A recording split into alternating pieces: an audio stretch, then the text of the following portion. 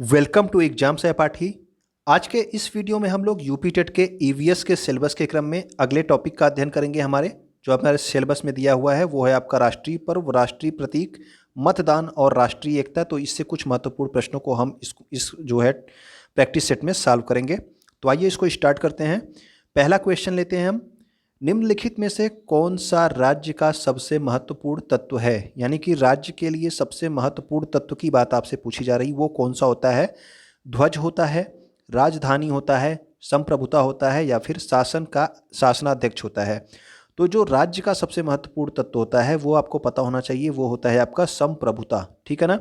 तो संप्रभुता जो होती है ये राज्य का सबसे महत्वपूर्ण तत्व होता है। ओके, तो राज्य के होते हैं चार तत्व। आपके जनसंख्या होता है, भूभाग, सरकार और संप्रभुता, जिनमें से आपका इन चारों तत्वों में से जो संप्रभुता है ये राज्य का सबसे महत्वपूर्ण तत्व है। ओके, ये आप याद रखेंगे। अगला क्वेश्चन है, भारतीय समाज की प्रमुख विशेषता क्या है? तो भारतीय समाज की प्रमुख विशेषता अगर आपसे पूछ ली जाए तो अनेकता में एकता है, अशिक्षा है, स्वावलंबन है या फिर प्रादेशिकता है। तो इसका जो सही आंसर हो जाएगा वो हो जाएगा आपका, भारतीय समाज की प्रमुख विशेषता है कि यहाँ पे अनेकता में एकता पाई जाती है।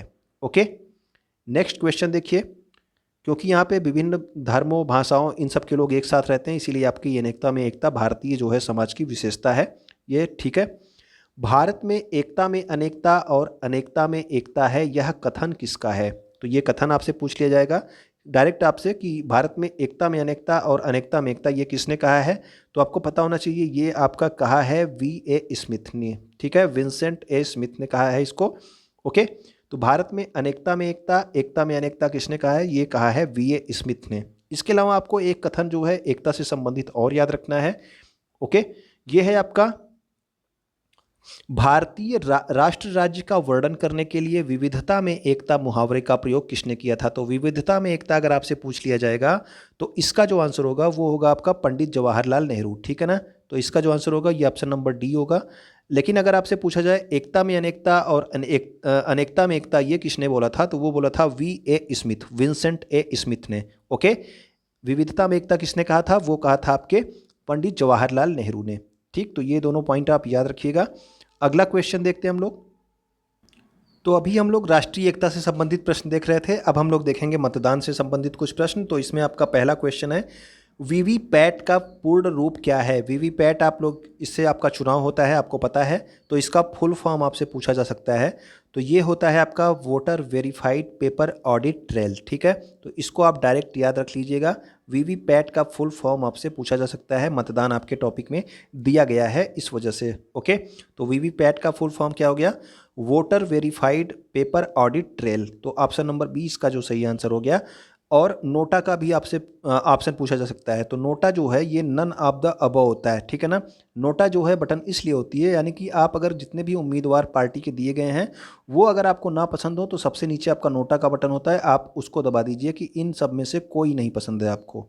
ओके, ईवीएम का फुल फॉर्म क्या होता है? तो ईवीएम भी जो है आपकी मशीन होती है।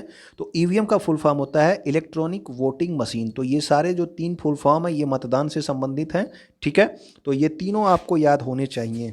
ठीक, EVM electronic voting machine, NOTA none of the above, और आपका VVPAT voter verified paper audit trail. Okay, next question पे आते हैं, क्वेश्चन नंबर 6 पे।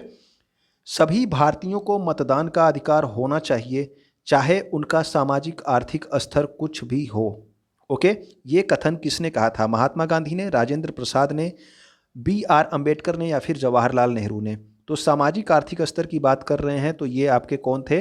ये हमारे थे आपके बी.आर. अंबेडकर। ठीक है, डॉक्टर भीमराव अंबेडकर। इन्होंने कहा था कि सभी भारतीयों को मतदान का अधिकार होना चाहिए, चाहे वो किसी भी सामाजिक और आर्थिक स्तर के हों। ओके, क्वेश्चन नंबर 7 में आते हैं हम लोग। चुनाव प्रचार मतदान की तिथि से कितने घंटे पहले बंद हो जाता है? यानी कि जो चुनाव प्रचार, आप सब लोग जानते हैं कि जब भी जो है, और चुनाव में जो चुनाव संहिता लागू होती है, जब जो आपका चुनाव आयोग है जिस दिन आपका डेट घोषित करता है उसी दिन से चुनाव संहिता जो है लागू हो जाती है। ओके, और चुनाव प्रचार जो है मतदाता जो करते हैं वो चुनाव की तिथि से कितने घंटे पहले बंद होगा? तो वो होगा आपके 48 घंटे पहले चुनाव प्रचार को बंद कर दिया जाता है। ठीक है, तो 48 घंटे पहले जो है मतदाता जो है चुनाव प्रचार को बंद कर देंगे चुनाव की तिथि के। अगला क्वेश्चन है, किस संविधान संशोधन के द्वारा मतदान की उम्र 21 वर्ष से घटा करके 18 वर्ष कर दी गई? तो ये संविधान संशोधन काफ़ी इंपॉर्टेंट है, जिसमें आपकी मतदाता की जो उम्र थी पहले 21 वर्ष थी, यानी कि आपकी मतदान करने की यानी कि वोटिंग करने की उम्र 21 वर्ष थी, अब जो है घटाकर 18 वर्ष कर दी गई है। तो कौन सा संविधान संशोधन था? तो वो था आपका 61वां संविधान संशोधन। ठीक है, मतदान से संबंधित ये वाला क्वेश्चन भी बहुत इंपॉर्टेंट है, आप लोग इसको ध्यान से याद रखिएगा। 61वां संविधान संशोधन कब हुआ था? 1989 1989 में, ये भी इंपॉर्टेंट है। ओके, और ये देखिए, ये भी एक पॉइंट आप याद रखिएगा कि 61वां संविधान संशोधन जो हुआ था इसके द्वारा किस अनुच्छेद में परिवर्तन किया गया था? तो अनुच्छेद 326 में, क्योंकि अनुच्छेद 326 में ही ये लिखा हुआ था कि आपकी वोटिंग करने की आयु 21 वर्ष निर्धारित है, उसमें फिर संशोधित करके उसको 18 वर्ष लिख दिया गया। ओके, 18 वर्ष कर दिया गया, ठीक है ना। तो ये आपका अनुच्छेद 326 में संशोधन किया गया था। और कौन सा संशोधन था? 61वां संविधान संशोधन 1989। इसमें आपकी उम्र 21 वर्ष से घटा करके चुनाव की 18 वर्ष कर दी गई। ओके, मुख्य निर्वाचन आयुक्त की नियुक्ति कौन करता है? ये क्वेश्चन आपसे पूछ लिया गया कि मुख्य निर्वाचन आयुक्त यानी कि जो आपका भारत का मुख्य निर्वाचन आयुक्त होता है उसकी नियुक्ति आपका कौन करेगा? तो उसकी नियुक्ति भी करता है आपका राष्ट्रपति। ओके, तो राष्ट्रपति जो है मुख्य निर्वाचन आयुक्त की नियुक्ति करता है। तो मुख्य निर्वाचन आयुक्त के अलावा भी जो है अन्य निर्वाचन आयुक्त भी होते हैं, उसकी सहायता करने के लिए, मुख्य निर्वाचन आयुक्त की सहायता करने के लिए इन सभी की नियुक्ति किसके द्वारा की जाती है? तो इन सभी की नियुक्ति की जाती है राष्ट्रपति के द्वारा। क्वेश्चन नंबर 10 में आते हैं हम लोग। निर्वाचन आयोग का प्रावधान संविधान के किस भाग में दिया गया है? तो संविधान के किस भाग में आपसे निर्वाचन आयोग के से संबंधित यानी कि मतदान का जो आयोग होता है आपका, निर्वाचन आयोग बोलते हैं उसको, ठीक है, इलेक्शन कमीशन ऑफ इंडिया, ठीक है। तो इलेक्शन कमीशन का जो है प्रावधान संविधान के किस भाग में दिया गया है? तो इलेक्शन कमीशन आपके संविधान के भाग 15 में है, ठीक है। इसके अलावा 2 भाग आप लोग पढ़े हैं, भाग 6 आपका राज्य से संबंधित आपने पढ़ा था और भाग 5 आपका केंद्र से संबंधित पढ़ा था, ठीक है। और आप भाग 15 भी याद रखेंगे किससे संबंधित? ये आपके मतदाता यानी कि मतदान यानी कि निर्वाचन आयोग से संबंधित है। ओके, निर्वाचन आयोग संविधान के भाग 15 में अनुच्छेद 324 से 329 के मध्य दिया गया है, ठीक है। 324 से 329 के मध्य दिया गया है निर्वाचन आयोग से संबंधित प्रावधान संविधान के भाग 15 में। लोकतंत्र जनता का, जनता के द्वारा, जनता के लिए शासन है। लोकतंत्र की यह परिभाषा किस विद्वान ने दी थी? काफ़ी पॉपुलर जो है ये कथन है, ये कई बार जो है आपसे पूछा भी जा चुका है एग्जाम में, अलग अलग एग्जाम्स में, ठीक है। तो आपके भी एग्जाम में आने की इसकी संभावना है। लोकतंत्र जनता का, जनता के द्वारा और जनता के लिए शासन है, ये कहा था आपका अब्राहम लिंकन ने। ओके, तो अब्राहम लिंकन ने ये कहा था। ओके, इसको आप याद रखेंगे।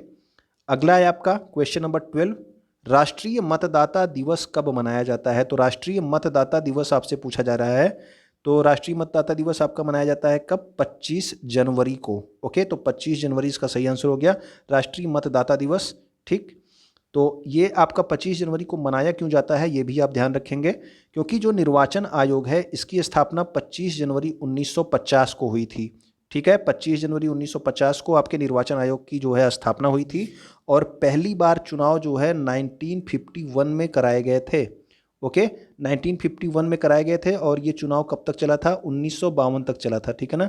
यानी कि 1 साल नहीं चला था, 1951 के लास्ट मंथ से जो है, लास्ट के 1-2 मंथ पहले से और 1952 के 1-2 मंथ तक बाद तक, ठीक है। तो 1951 में स्टार्ट हुआ था, 1952 में समाप्त हुआ था, पहली बार जब चुनाव कराए गए थे। और निर्वाचन आयोग की स्थापना कब हुई थी? 25 जनवरी 1950 को। इसीलिए प्रत्येक वर्ष 25 जनवरी को राष्ट्रीय मतदाता दिवस मनाया जाता है। तो पहली बार चुनाव कब आरंभ हुए थे? 1951 में, और समाप्त कब हुए थे? 1952 में। ये भी आप याद रखेंगे। अगला क्वेश्चन है, भारत के राष्ट्रीय ध्वज में बना चक्र किसका प्रतीक है? तो ये आपसे पूछा जा रहा है कि भारत के राष्ट्रीय ध्वज में बना चक्र किसका प्रतीक है। अब ये जो क्वेश्चंस आ रहे हैं ये सब आपके मतदान वाले क्वेश्चन आपके पूरे हो गए। अब आपके राष्ट्रीय प्रतीकों से संबंधित कुछ क्वेश्चंस आएंगे, इसको आप देखिए। भारत के राष्ट्रीय ध्वज में जो चक्र बना है ये प्रतीक है आपका न्याय का, ठीक है ना। न्याय का प्रतीक है, क्योंकि जो है ये वाला जो चक्र था ये कहाँ से लिया गया था? ये सारनाथ के, अशोक के सारनाथ के जो स्तंभ है आपका सिंह स्तंभ, वहाँ से लिया गया था, ठीक है ना। भारत के राष्ट्रीय ध्वज में बने चक्र का प्रारूप कहाँ से लिया गया? अशोक सारनाथ में जो अशोक का जो सिंह स्तंभ है उसमें जो चक्र बना है वहाँ से ये राष्ट्रीय ध्वज के बीच में आपका जो चक्र बना हुआ है, पहले आपका केसरिया है, बीच में वाइट है, नीचे आपका ग्रीन है और यहाँ बीच में आपका चक्र है, आपको पता है, जिसमें आपकी 24 तीलियाँ भी हैं। या ये भी क्वेश्चन पूछा जा सकता है, पूछा गया है, ठीक है ना, पूछा गया है ये कि जो आपका राष्ट्रीय ध्वज का जो आपका चक्र है उसमें कितनी तीलियाँ हैं, तो उसमें 24 तीलियाँ हैं और यह न्याय का प्रतीक है, ठीक है, ये आप याद रखेंगे। क्वेश्चन नंबर 14 है, निम्नलिखित में से कौन सही सुमेलित है। वैसे ही देखिए इसमें जो आपको सही सुमेलित है जो आपको दिया गया है, इतने सारे ऑप्शन किसी क्वेश्चन में होते नहीं, आप सबको पता है, मैंने एक साथ इसलिए आपको रखा है ताकि ये सब के सब आप लोग याद रख लें, ठीक है ना। आपको पूछा गया है कौन सा सही सुमेलित है, तो सही सुमेलित नहीं है इसमें पूछा जाना चाहिए था, या फिर रुकिए देखते हैं क्वेश्चन देखते हैं आपको, तो मैं बताता हूँ इसमें आपको क्या क्या याद रखना है। राष्ट्रगीत आपका वंदे मातरम है, ये आपका सही है। राष्ट्रगान आपका जनगण मन है, ठीक है, तो ये दोनों पॉइंट आपका इंपॉर्टेंट है। अगर आपका राष्ट्रगीत पूछा जा रहा है तो वो आपका वंदे मातरम होगा, राष्ट्रगान पूछा जा रहा है तब आपका जनगण मन होगा, ओके। ये दोनों अलग अलग हैं। जनगण मन किसने लिखा था, तो रविंद्रनाथ टैगोर ने लिखा था, RN टैगोर ने। और आपका वंदे मातरम किसने लिखा था, तो ये लिखा था बंकिम चंद्र चटर्जी ने, ठीक है, तो बंकिम चंद्र चटर्जी ने लिखा था वंदे मातरम। राष्ट्रगान लिखा था आपका रविंद्रनाथ टैगोर ने। जनगण मन है, तो राष्ट्रगान राष्ट्रगीत में आपको अंतर पता चल गया होगा। राष्ट्रीय पशु आपका बाघ होता है, ये आपको पता है। राष्ट्रीय पक्षी क्या है, तो राष्ट्रीय पक्षी आपका क्या है, मोर होता है, ठीक है ना, ये भी आपको पता है। राष्ट्रीय पुष्प यहाँ पे आपका गलत लिखा है, तो आपका जो सही सुमेलित नहीं है क्वेश्चन होना चाहिए था, तो ये आपका ये हो जाएगा, क्योंकि राष्ट्रीय पुष्प क्या है, तो वो है आपका कमल, ठीक है ना, तो राष्ट्रीय पुष्प आपका कमल है। ये आप स्क्रीनशॉट ले लीजिएगा और इसको आप लोग ध्यान से देख लीजिएगा। कोई एक क्वेश्चन अगर आपके राष्ट्रीय प्रतीकों से क्वेश्चन पूछे जाएंगे तो यहाँ से आपको एक क्वेश्चन मिल जाएगा। राष्ट्रीय वृक्ष क्या है, तो राष्ट्रीय वृक्ष आपका बरगद का है, पीपल मत लगा दीजिएगा, बरगद का वृक्ष आपका राष्ट्रीय वृक्ष है। राष्ट्रीय फल की बात अगर की जाए तो आम है, ठीक है। राष्ट्रीय वाक्य अगर आपसे पूछ लिया जाए तो वो आपका सत्यमेव जयते है, ठीक है। और राज चिन्ह जो है, भारत का राज चिन्ह क्या है, तो आप देखते हो कि जो है सरकारी चीज़ों में आपका ये आपका जो अशोक के स्तंभ में जो आपका चिन्ह था, 3 शेर बने रहते हैं, आपको 3 शेर दिखते हैं, फिलहाल वो 4 शेर होते हैं, ठीक है, एक शेर का पीछे की ओर मुंह होता है, तो इसमें 4 शेर होते हैं, 3 शेर नहीं होते हैं, तो ये आपका राज चिन्ह है।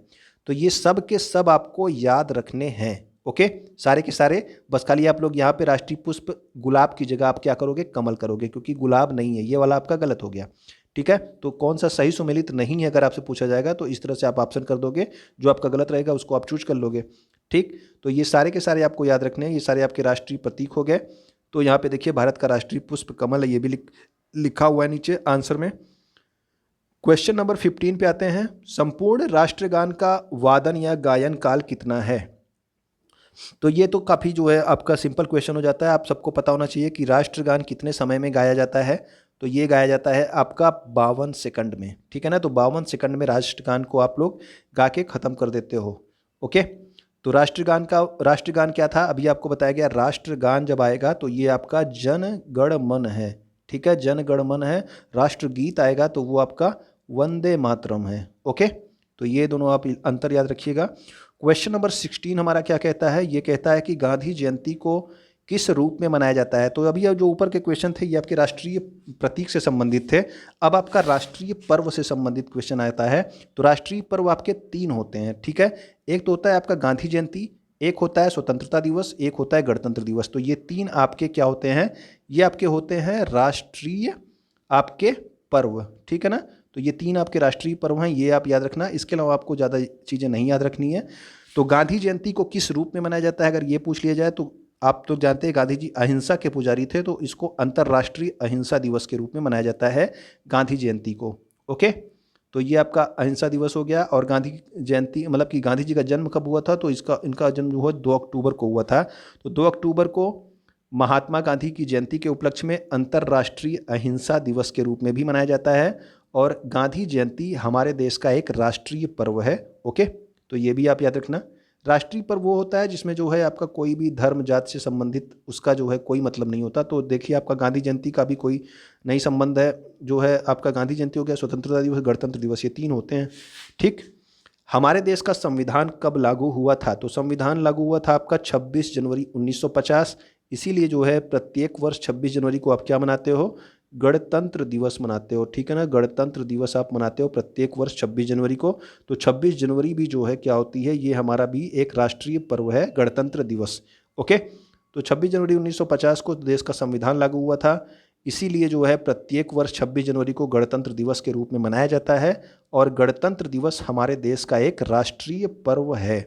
ओके, ये भी हमारा एक राष्ट्रीय पर्व हो गया। एक आपका कौन सा हो गया, एक आपका गांधी जयंती हो गया, एक गणतंत्र दिवस हो गया। अगला आपका कौन सा है, प्रत्येक वर्ष 15 अगस्त कौन सा दिन मनाया जाता है, यानी कि कौन से दिन 15 अगस्त को कौन सा दिन मनाया जाता है, तो 15 अगस्त को मनाया जाता है आपका स्वतंत्रता दिवस। तो 15 अगस्त को स्वतंत्रता दिवस होता है और स्वतंत्रता दिवस भी हमारे देश का एक राष्ट्रीय पर्व है, ठीक है ना। 15 अगस्त 1947 को क्यों ये मनाया जाता है, क्योंकि इस दिन हमारा देश आज़ाद हुआ था और इसीलिए प्रत्येक वर्ष 15 अगस्त को स्वतंत्रता दिवस के रूप में मनाया जाता है। स्वतंत्रता दिवस भी हमारे देश का एक राष्ट्रीय पर्व है। तो उम्मीद करता हूँ कि चीज़ें आपको समझ में आई होंगी, ठीक है। अगर आपका कोई और फ्रेंड तैयारी कर रहा हो यूपी टेट की, तो आप लोग इस वीडियो को उनके पास शेयर कर सकते हैं। वीडियो आप लाइक कर दिया कीजिए, ठीक है। इसके अलावा आप लोग यूट्यूब पे सब्सक्राइब कर लेंगे, इंस्टाग्राम, टेलीग्राम या फिर फेसबुक पे अगर आप कहीं हो तो एग्जाम सपाटी को आप फॉलो कर सकते हैं। वीडियो देखने के लिए आपका बहुत बहुत धन्यवाद।